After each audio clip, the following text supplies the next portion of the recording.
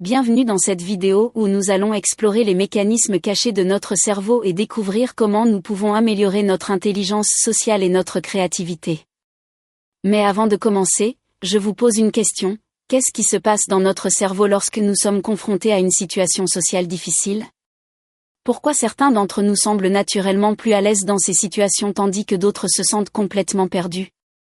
Nous allons répondre à cette question plus tard, mais pour l'instant, concentrons-nous sur les mécanismes qui régissent notre intelligence sociale et notre créativité. La plupart des gens pensent que l'intelligence sociale est quelque chose que l'on possède ou non, mais la vérité est qu'elle peut être développée et améliorée.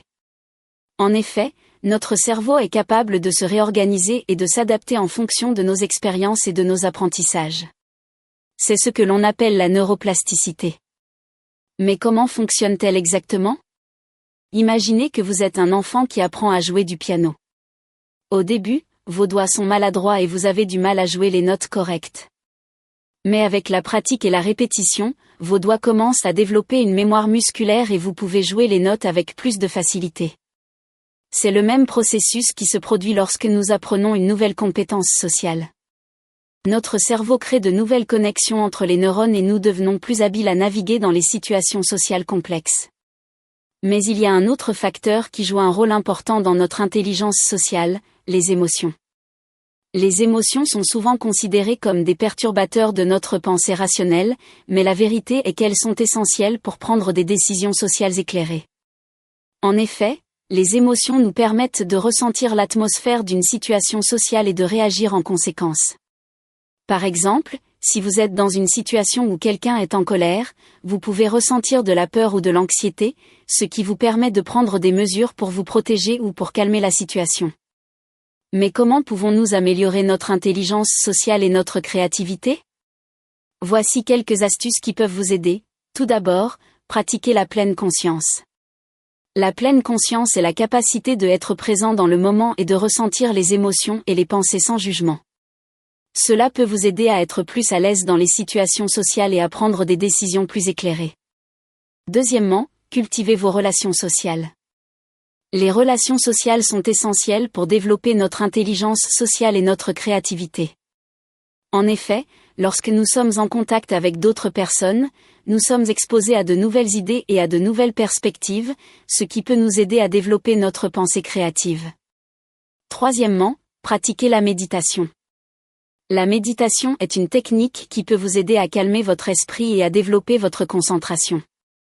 Cela peut vous aider à être plus créatif et plus productif. Quatrièmement, apprenez à gérer vos émotions. Les émotions sont essentielles pour prendre des décisions sociales éclairées, mais il est important de les gérer pour éviter de les laisser prendre le contrôle. Enfin, pratiquez la gratitude.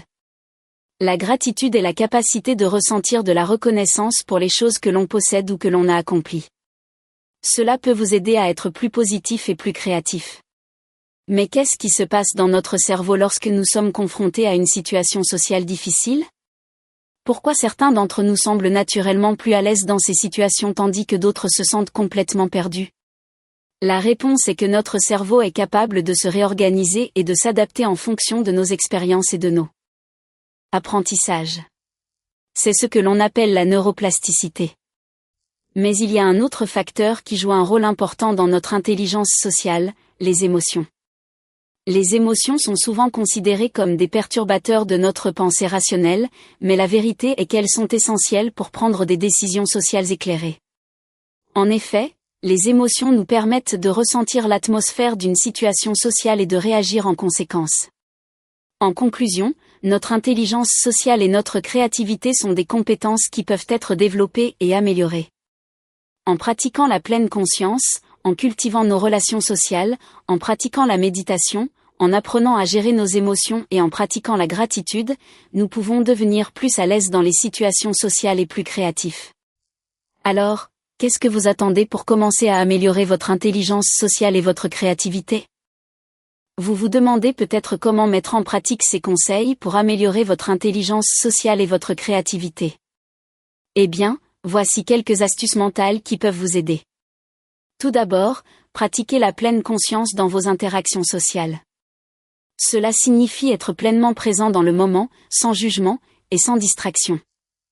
En faisant cela, vous pourrez mieux comprendre les besoins et les émotions des autres, et réagir en conséquence. Ensuite, cultivez vos relations sociales en vous connectant avec les autres de manière significative. Cela peut signifier prendre le temps de écouter les autres, de poser des questions ouvertes et de montrer de l'empathie. En faisant cela, vous pourrez bâtir des relations plus solides et plus durables. Mais comment faire pour développer votre créativité? Eh bien, voici quelques conseils qui peuvent vous aider. Tout d'abord, pratiquez la méditation. La méditation peut vous aider à vous détendre, à vous recentrer et à accéder à votre subconscient. C'est là que se trouvent les idées les plus créatives et les plus innovantes. Ensuite, apprenez à gérer vos émotions. Les émotions peuvent être un obstacle à la créativité, mais elles peuvent aussi être un catalyseur. En apprenant à gérer vos émotions, vous pourrez mieux contrôler votre processus créatif. Enfin, pratiquez la gratitude. La gratitude peut vous aider à vous concentrer sur les choses positives, à vous sentir plus heureux et plus détendu. C'est là que se trouvent les conditions idéales pour la créativité. Mais qu'est-ce que la gratitude exactement? La gratitude est l'appréciation de ce que vous avez, plutôt que de ce que vous n'avez pas. C'est un sentiment de reconnaissance et de satisfaction pour les choses positives de votre vie. En pratiquant la gratitude, vous pourrez vous sentir plus heureux, plus détendu et plus créatif. Alors, comment faire pour pratiquer la gratitude?